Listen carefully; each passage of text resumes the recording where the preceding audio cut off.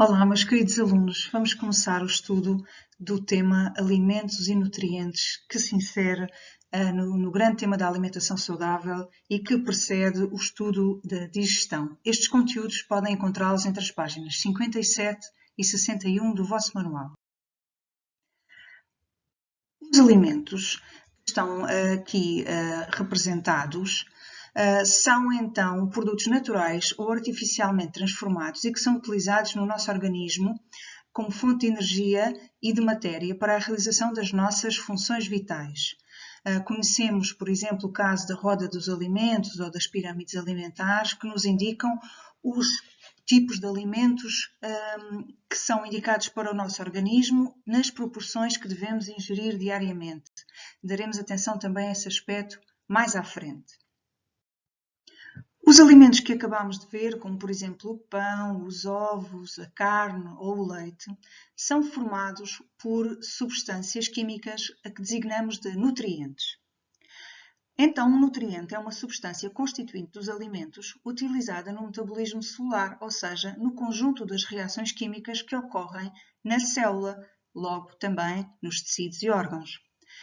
Então, isto significa que os alimentos que nós ingerimos podem ser formados por um ou mais nutrientes.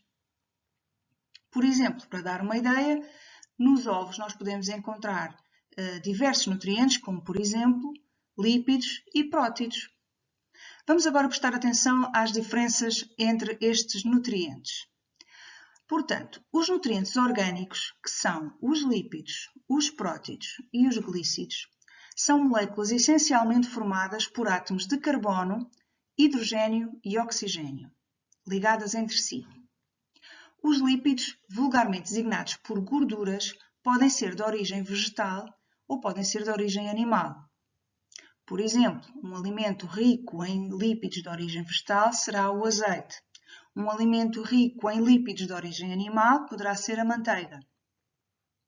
A família dos prótidos, também composta, uma vez que são nutrientes orgânicos, essencialmente por átomos de carbono, hidrogênio e oxigênio, onde também estão presentes os átomos de azoto,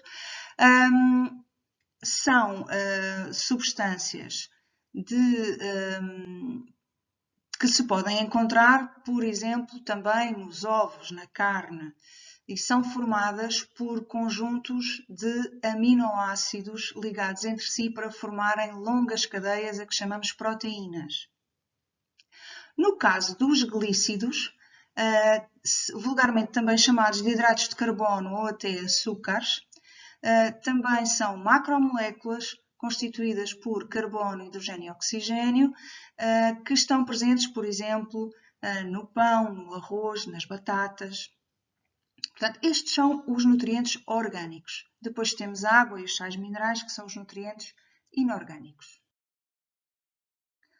No caso dos prótidos, cá está o exemplo de prótidos de origem animal que se podem encontrar, por exemplo, nos ovos. Aqui está representada uma pequena fração da molécula de proteína. No caso dos lípidos, como vimos, eles podem ser de origem animal ou vegetal. Aqui temos o exemplo de um lípido de origem animal que pode ser encontrado nos alimentos como o leite e a manteiga. Os lípidos de origem vegetal podem ser encontrados em óleos vegetais e azeites.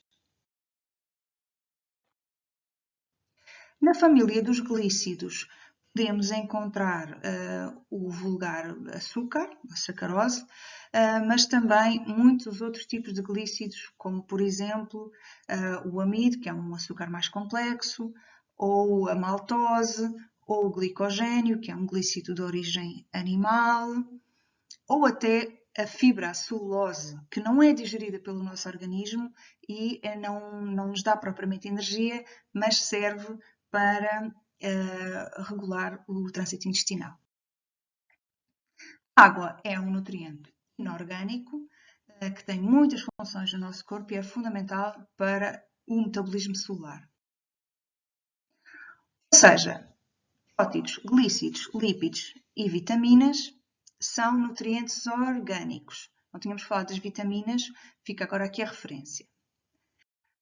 A água e os sais minerais são então nutrientes inorgânicos. Vamos agora falar um pouco sobre as funções dos nutrientes no nosso organismo. De acordo com as principais funções que os nutrientes têm no organismo, eles estão organizados nas funções seguintes: função plástica, função energética e função reguladora. No caso da função energética, portanto, vamos aqui encontrar os nutrientes cuja função é essencialmente fornecer energia para as reações químicas do nosso metabolismo, para nos manter vivos. São os glícidos, onde nós podemos encontrar alimentos como o pão, rico em hidratos de carbono, não é? Glícidos, a batata, rica em amido, que é outro glícido, o arroz também. Depois, os prótidos e os lípidos também nos fornecem energia. Os glícidos e os prótidos, cada grama desses alimentos fornece-nos 4 quilocalorias de energia. No caso dos lípidos, eles fornecem mais energia. 1 grama de lípidos fornece 9 quilocalorias. A função plástica significa que são nutrientes que são necessários à construção e reparação das nossas células, responsáveis, por exemplo, pelo crescimento, pela aquisição de massa muscular, por exemplo. Portanto, são como que os tijolos que nos compõem os nossos tecidos. São exemplos de nutrientes com função plástica: os prótidos, os lípidos, os sais minerais e a água. Sendo que aqui destacamos os prótidos porque a nossa massa muscular é essencialmente formada por proteínas, e os lípidos que compõem essencialmente as membranas celulares das nossas células. São essencialmente formadas por fosfolípidos, que é um tipo de lípido. Por fim, a função reguladora, que é aquela que diz respeito ao controle das diversas funções vitais. Os nutrientes com maior importância na função reguladora são as vitaminas, os sais minerais, as fibras e a água. Daqui destaco as fibras. As fibras correspondem à molécula de celulose e são um tipo de glícido específico que o nosso corpo não consegue digerir. No entanto, a sua presença é muito importante na nossa alimentação, de modo a regularizar o trânsito intestinal. E assim terminamos este módulo que diz respeito aos nutrientes e suas funções. Obrigada.